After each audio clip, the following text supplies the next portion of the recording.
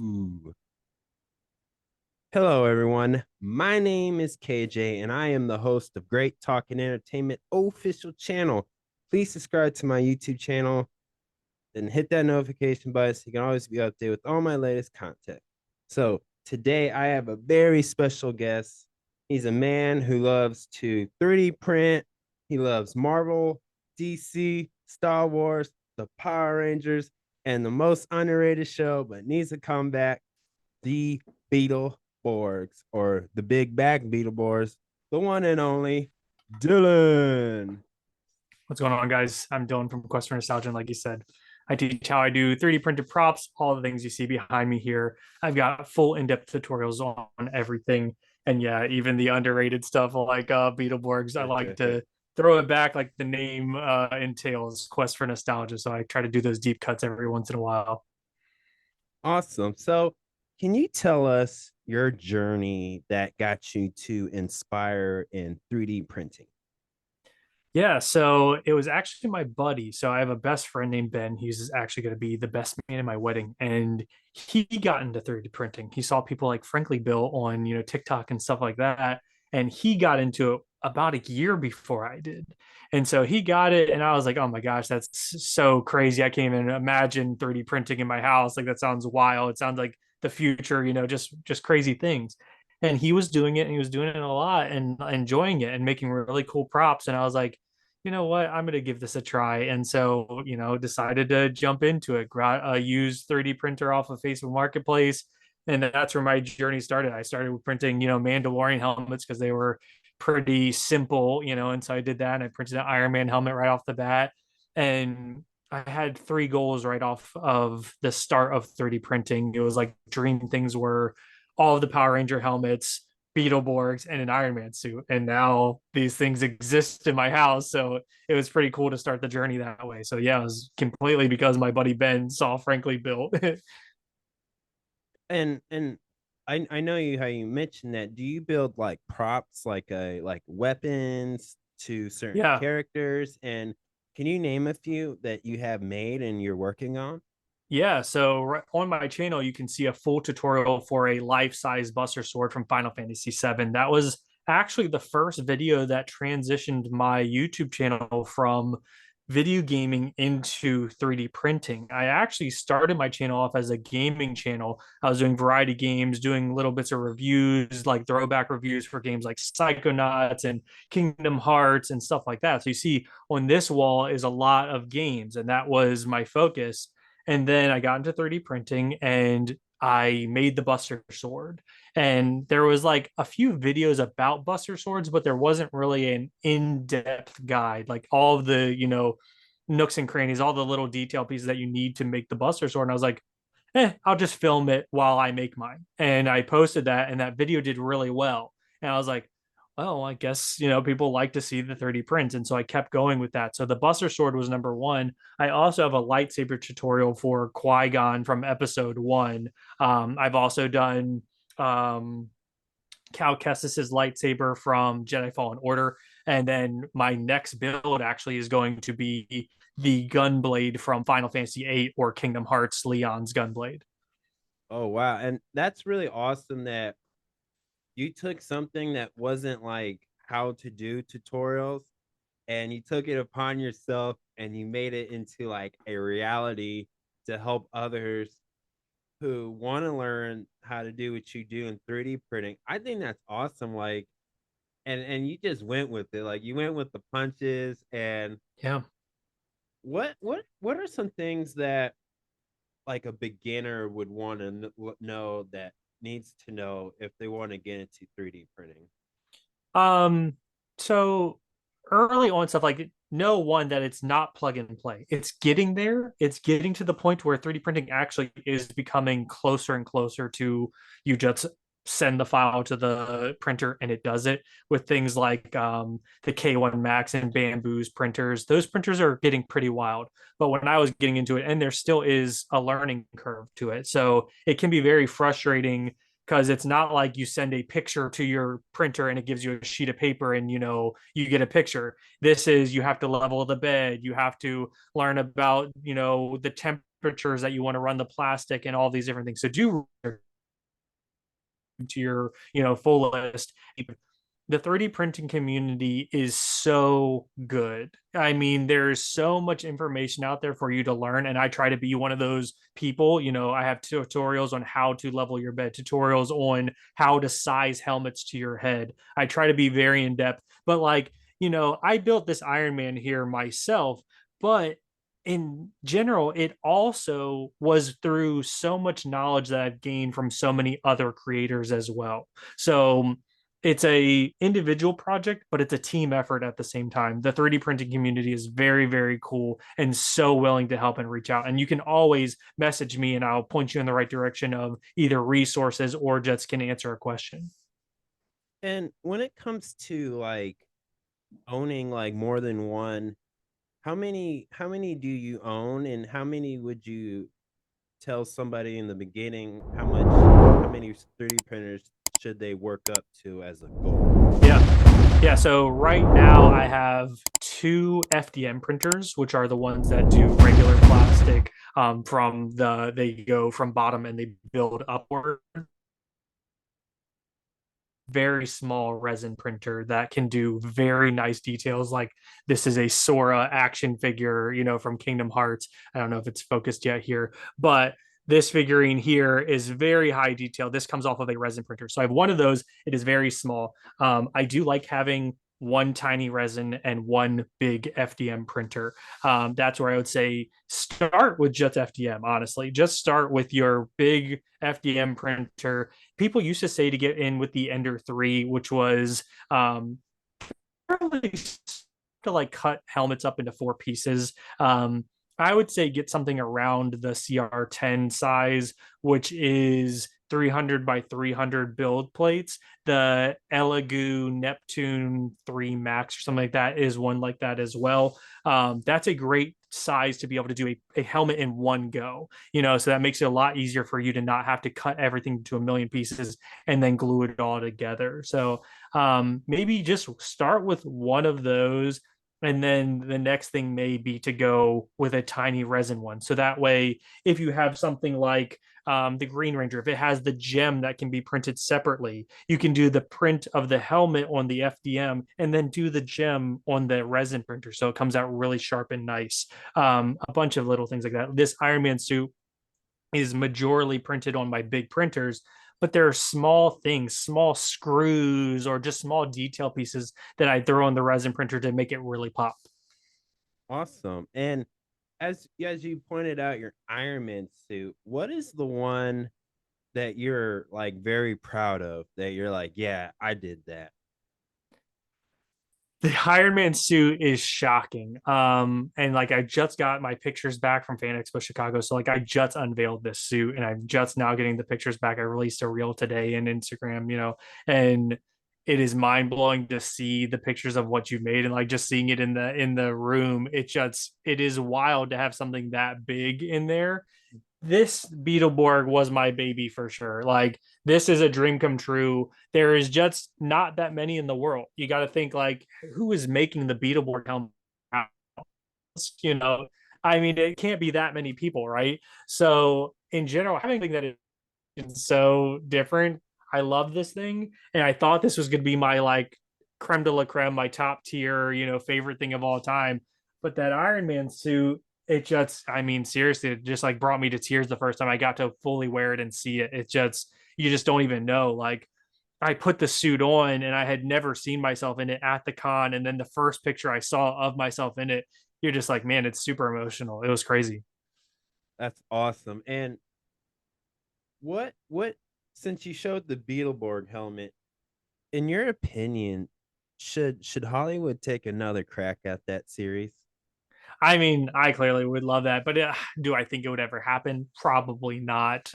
Considering I think we're getting the very tail end of Power Rangers right now, honestly. Something that might be easier to do or enjoyable to do is the adaptation of it could be very fun. Like you'll see on Netflix, Pacific Rim has like Pacific Rim Black or whatever, as like a cartoon version. Something like that could be really, really cool for the Beetleborgs, considering the big bad Beetleborgs, for over here in the US, like was based in a comic book. So maybe it would be cool to do a comic book version of the Beetleborgs, like as a cartoon. I think that could be a really sweet idea. Oh yeah.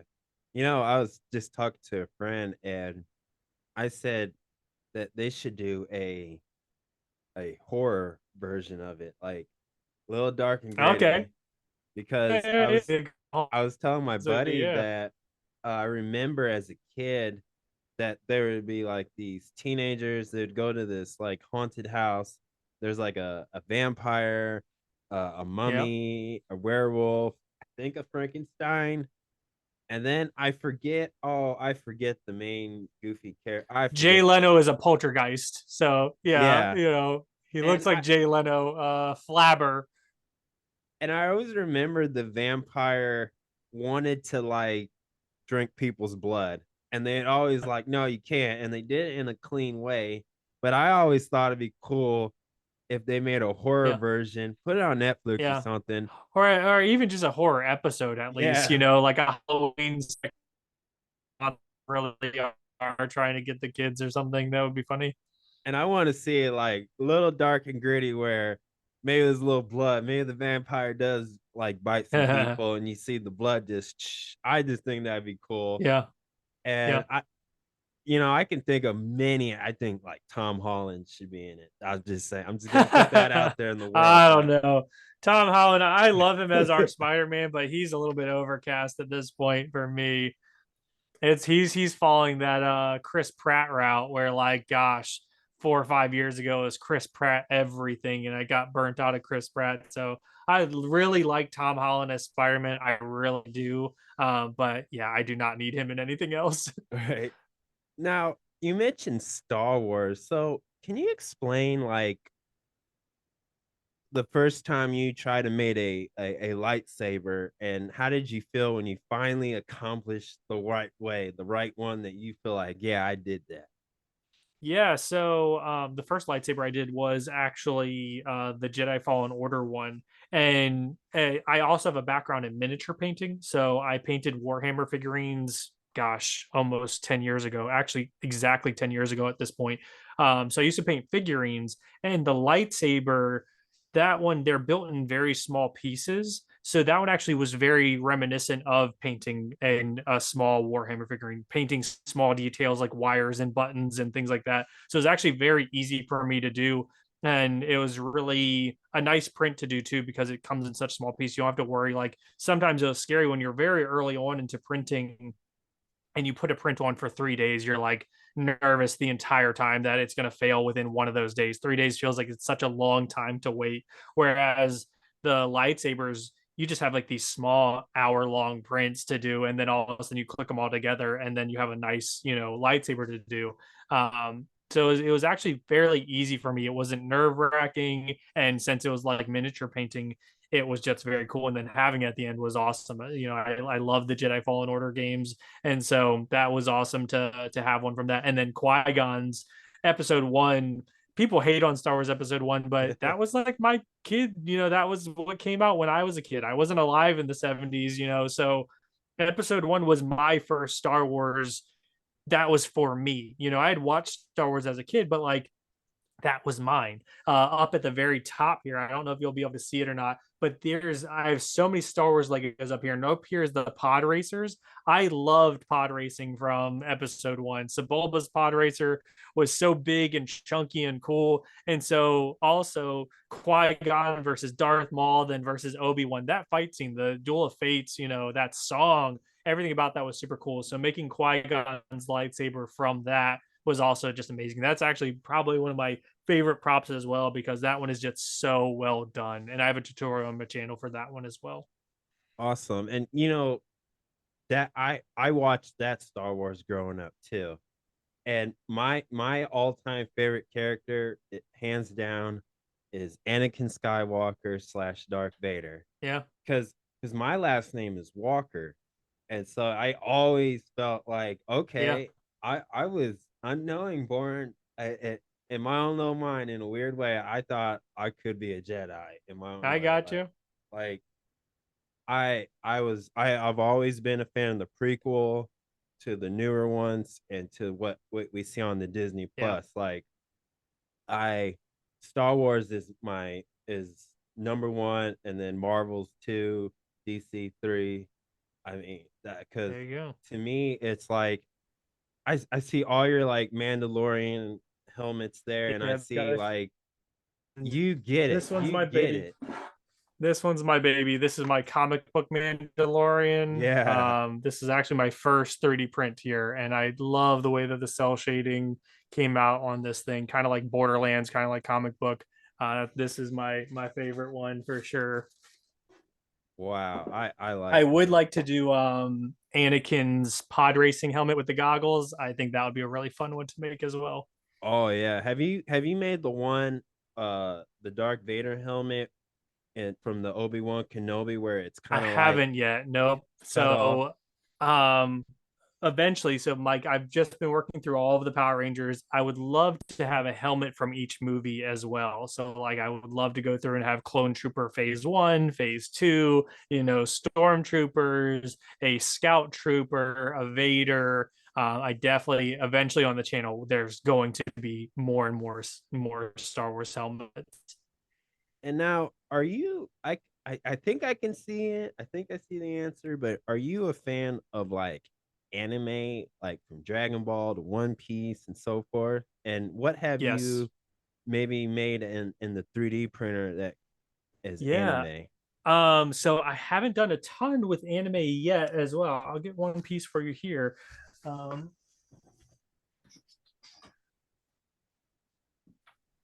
this is actually only one piece that I have. This is for a buddy of mine, but this is the inverted heavenly spirit from Jujutsu Kaisen.